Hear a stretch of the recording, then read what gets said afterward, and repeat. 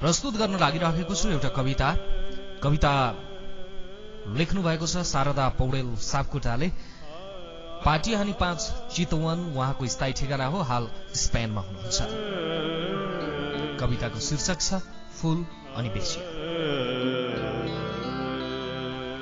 लुटिएका हजारौं सपना, तिरस्कृत भएका हजारौं मन, दुवैलाई एकीकृत पार्दै एउटा अजङ्गको पत्थर बनाएकी छु आमा।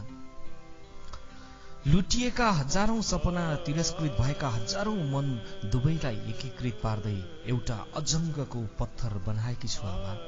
जहाँ हजारौं अपराधी मनहरूले सुस्केर मार्दै र आँखा झिम्क्याउँदै इसारा दिनेछ, कुल्चनेछ, बजार्नेछ, पछार्नेछ त्यो भीमकाय देह पत्थरमाथि र उही भन्नेछ कहीँ नभएकी बेसिया ठमेकी।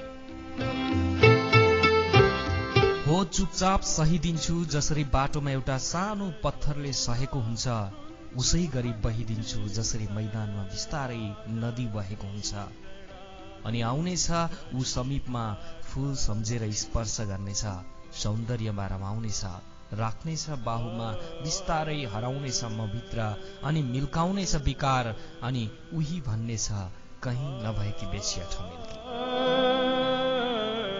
पहरा झैं रसाइदिनेछु, केही समय फूल बनेर बास्ना दिनेछु, ऊ टिप्न खोज्नेछ प्रत्येक पत्र यत्र तत्र सर्वत्र, थकाई मार्नेछ लामो हिँडाइपछि, टुसुक्क बस्न मिलेको पत्थर सम्झी लिप्त हुनेछ भित्र बुल्नेछ संसार, रमाउनेछ पलका लागि, रसाउनेछ ऊ पनि, मेटाउनेछ प्यास, मिल्काउनेछ केही दौलत, अनि उही भन्नेछ कहीँ नभएकी बेसिया ठमेलकी। सन्ध्यालाई लत्याउँदै उषाको प्रतीक्षालाई कयौं रात काटेकी हुनेछु, बिना लाज बिना संकोच आउने र जाने बटुवाहरूले विश्राम गरून् भन्ने आशामा। जब समीपमा आउनेछन् स्वागत गर्नेछु, मुसुक्क मुस्कुराउँदै एउटा फूल बनेर दिनेछु बास्ना।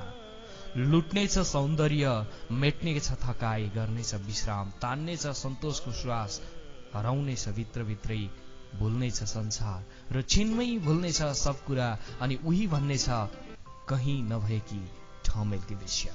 धन्यवाद।